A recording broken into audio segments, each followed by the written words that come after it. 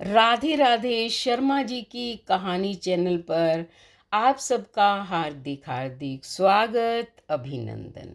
भीष्म पितामह वानों की शैया पर लेटे हुए हैं। उनका अंतिम समय नजदीक आ चुका है। तब भगवान कृष्ण पांचों पांडवों को लेकर उनके पास जाते हैं। तब भीष्म पितामह भगवान कृष्ण से कहते हैं कि पुत्र युधिष्ठिर का राज्याभिषेक करा चुके केशव, उनका ध्यान रखना।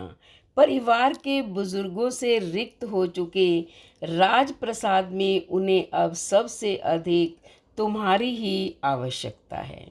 कृष्ण चुप रहे। भीष्म ने फिर कहा, कुछ पूछूं केशव? अच्छे समय में आए हो। संभवतः धरती छोड़ने से पहले मेरे अनेक भ्रम समाप्त हो जाएं। कृष्ण बोले, कहिए ना पितामह। एक बात बताओ प्रभु, तुम तो ईश्वर हो ना? कृष्ण ने बीच में ही टोका, नहीं पितामह, मैं ईश्वर नहीं, मैं तो आपका पुत्र हूँ, ईश्वर नहीं। भीष्म उस घोर पीड़ा में भी ठट्ठा के हंस पड़े और बोले, अपने जीवन का स्वयं कभी आकलन नहीं कर पाया कृष्ण, सो नहीं जानता कि अच्छा रहा या बुरा। पर अब तो इस धरती से जा रहा हूँ, अब तो ठगना छोड़ दे रे कन्हैया। कृष्ण जाने क्यों भीष्म के पास सरक आए और उनका हाथ पकड़कर बोले, कहिए पितामह। भीष्म बोले, एक बात बताओ कन्हैया, इस युद्ध में जो हुआ वो ठीक था क्या? किसकी ओर से पितामह? पांडवों की ओर से। कौरवों के कृत्यों पर चर्चा का तो अब कोई अर्थ ही नहीं कन्हैया। पर क्या पांडवों की ओर से जो हुआ वो सही था? आचार्य द्रोण का वध, दुर्योधन की जंघा के नीचे प्रहार, दुशासन की छाती का चीरा जाना, जयद्रथ और द्रोणाचार्य के साथ हुआ छल, निहत्थे कर्ण का वध, क्या सब ठीक था? सब उचित था? इसका उत्तर मैं कैसे दे सकता हूँ पितामह? इसका उत्तर तो उन्हें देना चाहिए जिन्होंने यह किया।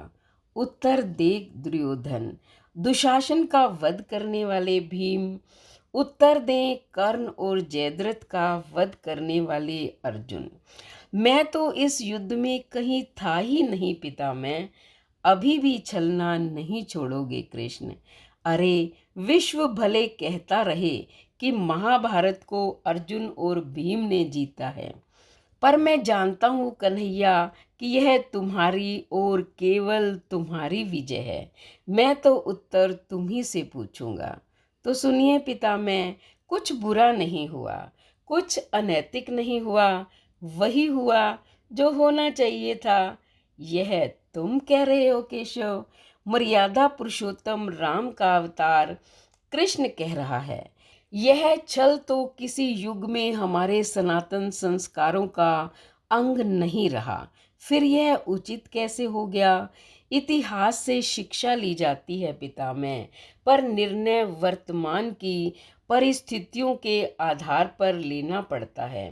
हर युग अपने तर्कों, अपनी आवश्यकता के आधार पर अपना नायक चुनता है। राम त्रेता युग के नायक थे, मेरे भाग में द्वापर आया। हम दोनों का निर्णय एक जैसा नहीं हो सकता पितामह।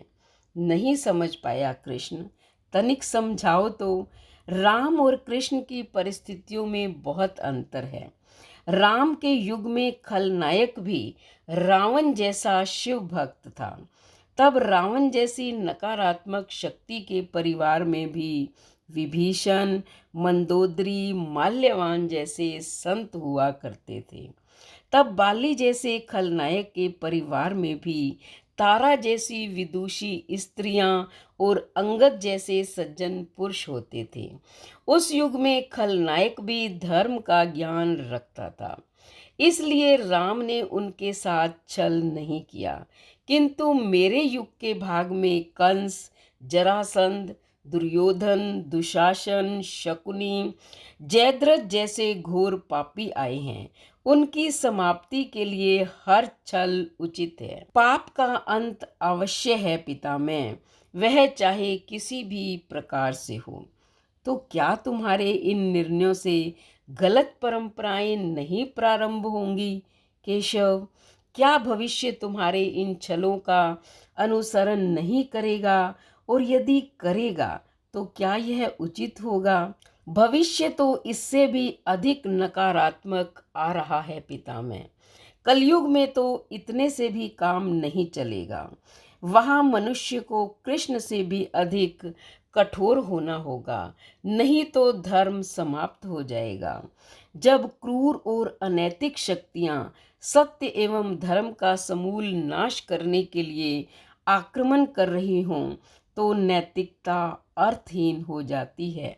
तब महत्वपूर्ण होती है धर्म की विजय, केवल धर्म की विजय पितामह। भविष्य को यह सीखना ही होगा। क्या धर्म का भी नाश हो सकता है केशव?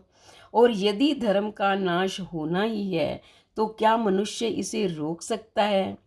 सब कुछ ईश्वर के भरोसे छोड़कर बैठना मूर्खता होती है पितामह। ईश्वर स्वयं कुछ नहीं करता, केवल मार्गदर्शन करता है। सब मनुष्य को ही स्वयं करना पड़ता है। आप मुझे भी ईश्वर कहते हैं ना, तो बताइए ना पितामह, मैंने स्वयं इस युद्ध में कुछ किया क्या? सब पांडवों को ही करना पड़ा ना। यही प्रकृति का संविधान है। युद्ध के पहले दिन यही तो कहा था मैंने अर्जुन से, और यही परम सत्य है। भीष्म अब संतुष्ट लग रहे थे। उनकी आंखें धीरे धीरे बंद होने लगी थी। उन्होंने कहा, चलो कृष्ण, यह इस धरा पर अंतिम रात्रि है। कल संभवतः चले जाना हो। अपने इस अभागे भक्त पर कृपा करना कृष्ण। कृष्ण ने मन में ही कुछ कहा और भीष्म को प्रणाम कर लौट चले। पर युद्ध भूमि के उस डरावने अंधकार में भविष्य को जीवन का सबसे बड़ा सूत्र मिल चुका था। जब अनैतिक और क्रूर शक्तियां सत्य और धर्म का विनाश करने के लिए आक्रमण कर रही हों, तो नैतिकता का पाठ आत्मघाती होता है। धर्मो रक्षति रक्षितः। तो अगर ये वीडियो आपको पसंद आई हो तो चैनल को सब्सक्राइब करें, लाइक और शेयर करें, कमेंट करें और बेल आइकन के बटन को दबाएं, ताकि ऐसी ही मोटिवेशनल वीडियो का नोटिफिकेशन सबसे पहले आपको मिले। धन्यवाद।